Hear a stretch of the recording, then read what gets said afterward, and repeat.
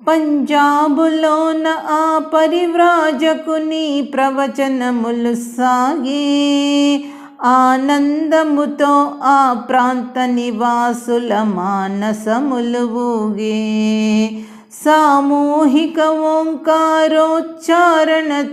సభలు తేజరిల్లే, దివ్యంపు వేద మంత్రాల ఘోషలో దిశలు దత్తరిల్లే. ఆ మహానుభావుని మాటలలో మత్తేమి కలదగాని, ఆ మహితమూర్తి వాక్కులలో మధురిమలేమి గలవుగాని. ఎట్టెదుట ఎంత నాస్తికుడు కాని, ఏ హేతువాది కాని, ఆశ్చర్యకరముగా మారునంతనే ఆతని బోధ విని. ఆ మహాత్ముడచ్చట అంటూ సొంటుల ననగద్రొక్కినాడు, కులమత భేదాలను కూకటి వ్రేలుల కూలద్రోసినాడు. మానవుడు మానవుడు కావలనని నా మహామానవుండు, మానవత అనునదే మతమని అని నా మహాధీరతముడు. ఆ చోటు నుండి రాజస్థానమునకు అయ్యను ప్రస్థానము. కమనీయమైన శ్రీ దయానంద ఋషి కథ వినిపించెదము, జీవన కథ వినిపించెదము. ఋషివరునకు వందనము, గురువరునకు వందనము. ఋషి రాజస్థానమునందు ఎంతయో కృషిని చేసినాడు, పలు ప్రాంతములందిటులే యోగీంద్రుడు పర్యటించినాడు. ఎక్కడ లాహోరు, ఎక్కడ పూనా, ఎక్కడ కలకత్తా, తానొక్కడే ఉర్రు తలువు పెను ఉత్తర భారతమంతా. కొన్నాళ్లకు ఉదయపురాధీశుని చిరు కోరికపై అతడు ఆ మహారాణ సంస్థానమునందున అడుగు పెట్టినాడు. ఉద్ధృతముగ సాగెను వేద ప్రచారము ఉదయపురములోన, అత్యంత భక్తి ఏర్పడెరా నాకు ఆ మహర్షి పైన. అటకోట్ల ఆస్తి గల లింగేశ్వర మఠమని ఒకటి ఉండెను, ఆ మఠముకు మీరే మహంతుల గుడు అని మహారాజనెను. ఆ మహంతు పదవి, ఆ మఠము, ఆ ఆస్తి పాస్తినతడు తుచ్చముగా ఎంచి ఆ మాటను వెంటనే త్రోసి పుచ్చినాడు. అంతట జోధపురము నుండి వచ్చే రమ్మని ఆమంత్రణము. కమనీయమైన శ్రీ దయానంద ఋషి కథ వినిపించెదము, జీవన కథ వినిపించెదము. ఋషివరునకు వందనము, గురువరునకు వందనము. ఆ రోజులలో ఆ జోధపురమునందంత అరాచకము, నీచులతో నికృష్టులతో దేశము నిండ కిరాతకము. యశవంత సింహుడా రాజ్య ప్రభువు దుర్వ్యసన విమోహితుడు, మదిరాసక్తుడు, వేశ్యాలాలసుడు, విలాసాల ప్రియుడు. ఆ రాజుకు నన్హి భగతనాను వారాంగన ఉండినది, చెన్నుగ శ్రీ వైష్ణవ మతమునకా స్త్రీ చెందియున్నట్టిది. నన్హి భగతన ఎంతో టక్కులాడిది, జిత్తులు పన్నెడిది. రాజ్యము పైన కూడా తన పెత్తనము చెలాయించుకొనెడిది. సరి కర్నల్ ప్రతాపసింహుడు రాజుకు స్వయాన సోదరుడు. ఉన్నతమగు ఒక పదవి బాధ్యతలో ఉండినట్టివాడు. స్వామీజీ ప్రబోధములను అతడు సాక్షాత్తుగా విన్నాడు. ఆ యోగినిటకు రావించిన చోహితమగుననుకొనినాడు. అతడా ప్రయోజనము కొరకే ఋషిని ఆహ్వానించు కారణం కమనీయమైన శ్రీదయానంద ఋషి కథ వినిపించదము, జీవన కథ వినిపించదము. ఋషివరునకు వందనము, గురువరునకు వందనము. స్వామీజీ జోధపురము వెల్లుటకై సంసిద్ధత చూపే. అనుయాయుడొకడు అతనికెదురేగి ఆక్షేపణ తెలిపే. దివ్యాత్ములైన మీ బోటి వారికా దేశము తగదనెను. క్రూరాత్ములుండు ఆ ప్రాంతమునకు పోకూడదు మీరనెను. ప్రాజ్ఞుండది వినుకొని చిందను అధరముపై చిరుహాసమును. వెనుదిరుగుట ఎరుగని ఋషివర్యుడు ఆ వెంటనే ఇట్లనెను. యట పాపరూప విషవృక్షములుండును అటకే వెళతాను. పరుశువునై వాటిని వ్రేళ్లతో సహా పెరికి నరుకుతాను. ఎవరేమన్నా నేనేమైపోయిన ఏమి బెంగపడను. సత్యము చాటుటలో నాకేమైనా సరే భరించెదను. నా వ్రేళ్లను వత్తులు చేసి కాల్చిన ఆవేదన పడను. దేవునకు తప్ప ఈ లోకములోనే దేనికి భయపడను అని తెలిపే. జోధపురముకు వెళ్ళుటలో తన కృత నిశ్చయము. కమనీయమైన శ్రీదయానంద ఋషి కథ వినిపించదము, జీవన కథ వినిపించదము. ఋషివరునకు వందనము, గురువరునకు వందనము. 16 లక్షలకు మించిన ఈ పుర ప్రజల భవిష్యత్తు ఏ రాజ్యమంత్రులందరిపై గలదో వారు నిదురపోతూ తమ కర్తవ్యములను మరచిపోవుచో ధర్మము అనబడునా. చివరకు ఈ పురవాసులకు మిగులున్నది చీకటి బ్రతుకేనా అని స్వామి జోధపుర రాజ్య భవితపై ఆవేదన పలికే. అచ్చోటి క్షత్రియుల దుర్నడకలపై ఆక్షేపణ చిలికే. మతిమంతుల కాతని వాక్కులు ఎంతో హితముగా తోచినవి.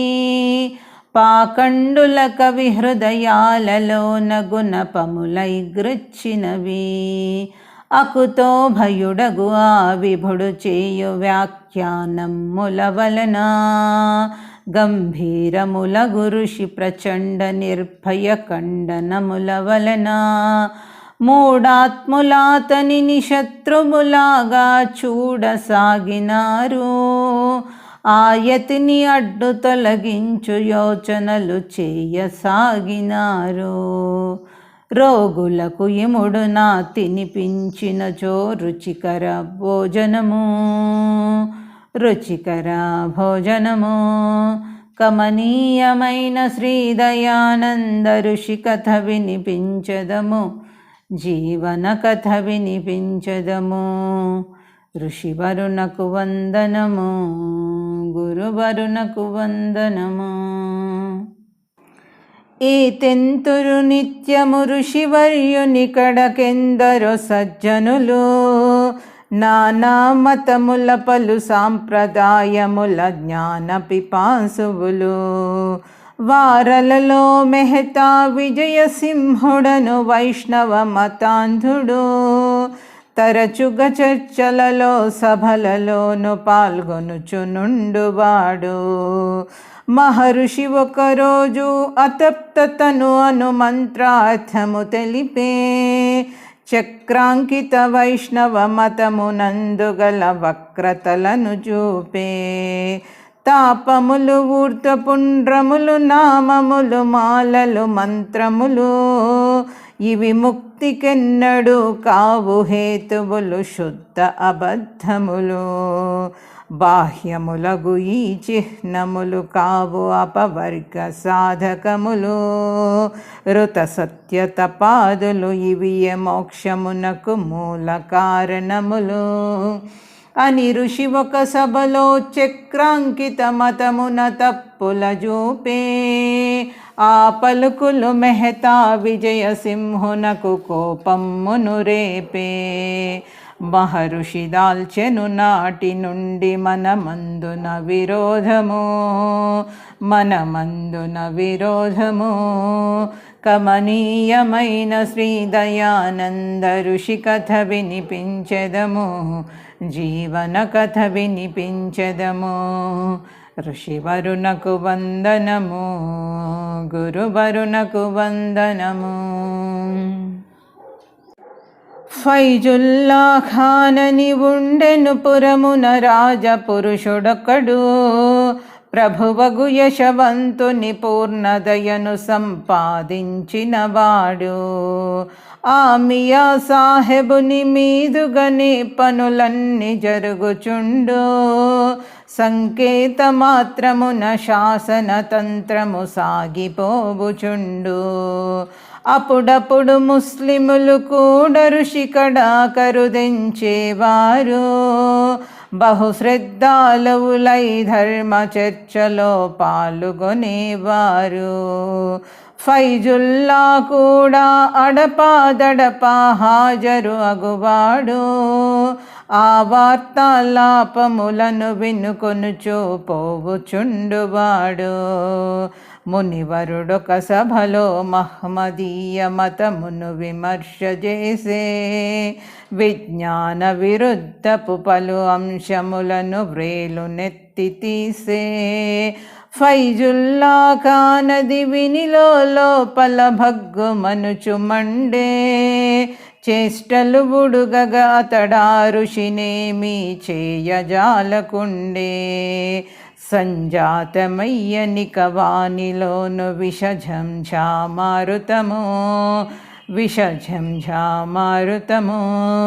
కమనీయమైన శ్రీ దయానంద ఋషి కథ వినిపించెదము, జీవన కథ వినిపించెదము.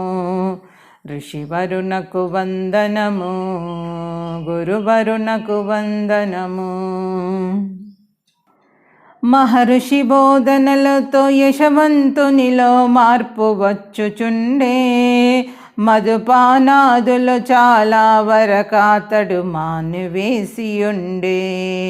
రాజునకు వేశ్యపై రాను రాను అనురక్తి తగ్గుచుండే, భగతన యశవంతుని బాలకమునుగని భయము చెందుచుండే. అప్పుడప్పుడు రాజు ఋషిరాజును తన కడకాహ్వానించుచుండే, ధర్మాధర్మాలను ఋషి ద్వారా విని ధన్యుడు అగుచుండే. ఎప్పటి వలె ఋషి ఒకరోజు రాజు కడకీర్తించుచునుండే, భగతనతో రాజా సమయమందు సంభాషించుచునుండే. వచ్చుచునుండెను ఋషి అనుచు రాజునకు వార్త వినగవచ్చే, పంపించుటకయ్యా వేశ్యను వెంటనే పల్లకి నెక్కించే.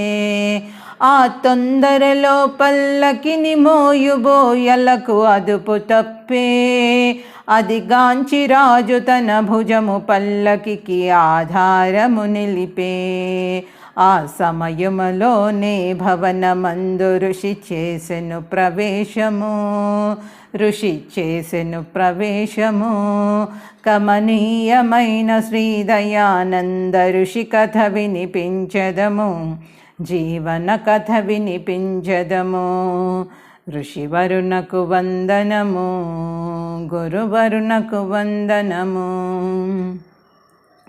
కాంచిన ఆ దృశ్యమునకు ఋషివర్యుని కన్నులెర్రబడెను. వేదనతో కోపముతో ఋషివరుడా వెంటనే ఇట్లనెను, అక్కడ ఇక్కడ తిరిగే ఈ వేశ్యలు కుక్కల సదృశ్యము. క్షితినేలు రాజు గంభీరవంతమహు సింహముతో సమము. శ్వానముతో సింహము ఎచటనైన సంచరించగలదా? సింహమువై నీవి శ్వానము నేలుట సిగ్గుచేటు కాదా? ఓ రాజకేశరీ సునకమ్ములతో ఉండకుమిక స్నేహం. విస్మరించకు నీ రాజధర్మమును, వేడుము ఈ మాయామోహం. మహర్షి యశవంతుని గట్టిగా ఇట్టుల మందలించినాడు. క్షత్రియ లక్షణమును మరలాతనికి జ్ఞప్తి తెచ్చినాడు. పశ్చాత్తాపముతో రాజు ఋషివరుని పదములపై పడెను. కానీ ఆ మాటల విన్న వేశ్యలోన మండిపడెను. పగబూనెనదియు ఆనాటి నుండి ఋషిపైన నిశాచరము. ఋషిపైన నిశాచరము. కమనీయమైన శ్రీదయానంద ఋషి కథ వినిపించెదము, జీవన కథ వినిపించెదము. ఋషివరునకు వందనము, గురువరునకు వందనము. 4 మాసములే ఋషివరునకు అటమేలుగా సాగినవి. 5వ మాసములో అన్ని విఘ్నములే అతనికి కలిగినవి. అనుకూలమెవరో ప్రతికూలమెవరో అసలు తెలియదాయే. అత్యంతమైన సంకట పరిస్థితులు అతనికెదురాయే. సేవలను చేయు స్వామీజీ కడగల సేవకులను కూడా రక్షణకై నియుక్తపరిచినట్టి పహరాదారులు కూడా ఎట్టెదుట మాత్రమే ఋషికి గౌరవమునిచ్చుచుండువారు. వెనుకాల వెన్నుపోటునకు అదునుకై వేచియుండువారు. ఆ ముక్త పురుషుడా మూర్ఖుల కళ్ళకు సామాన్యుడు తోచే. ఆ ఈశ్వర సాక్షాత్కారి వారికొక అల్పుడు కనిపించే. ఆ స్పష్టవక్త ఉద్దేశ్యము మూఢులకర్ధము కాదాయే. ఆ సత్యనిష్ఠునుపదేశము వారికి అనవసరము అయ్యే. అది గ్రహించి ఋషి ఇక వదిలిపెట్టవలెననుకొనెనా పురము. అనుకొనెనా పురము. కమనీయమైన శ్రీదయానంద ఋషి కథ వినిపించెదము, జీవన కథ వినిపించెదము. ఋషివరునకు వందనము, గురువరునకు వందనము. భగభగమని మండుచునుండెను ఋషిపై భగతన ఒక వంక. ఎగిసడి అగ్నికి మెహతా పోసెను ఇంధనమును ఇంకా. ఆ జ్వాలకు వాయువు వలె తోడాయను ఫైజుల్లా ఖాను. జారినులతోను సర్దారులు జాగిరార్థుల పగతోను. అంతకు మునుపే ఆంగ్లేయులు ఆ ఋషి అంతు పట్టినారు. విద్రోహిగా పుడే వారు స్వామిపై ముద్ర వేసినారు. నలుదిక్కులందు విషజ్వాలలు చుట్టగా నడమ చిక్కినాడు. పద్మవ్యూహములో ఇరుకుపడిన అభిమన్యుడు అయినాడు. పర్యవసానము ఆ దుష్ట పంచకము పన్నెను ఒక ఎత్తు. వారికి ఆయను ఋషివర్యుని కడగల వంటవాడు తొత్తు. పన్నాగము లెక్క ప్రకారము స్వామికి పాలలోన విషము. పాచకుడు కలిపి త్రాగింపజేయవలె పదిలము రహస్యము. పిలిపించి వానిని కవెను వెంటనే నడిపించిరి కుతంత్రము. నడిపించిరి కుతంత్రము. కమనీయమైన శ్రీదయానంద ఋషి కథ వినిపించెదము, జీవన కథ వినిపించెదము. ఋషివరునకు వందనము, గురువరునకు వందనము.